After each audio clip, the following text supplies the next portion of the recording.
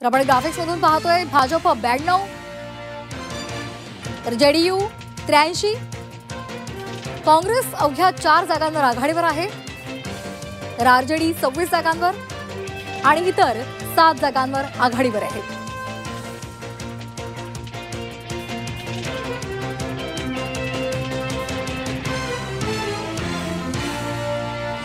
Bhajap 92, JDU 83,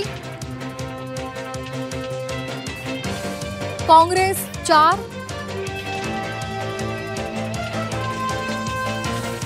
Rajad 26 आणि इतर 7 जागांवर आघाडीवर आहेत।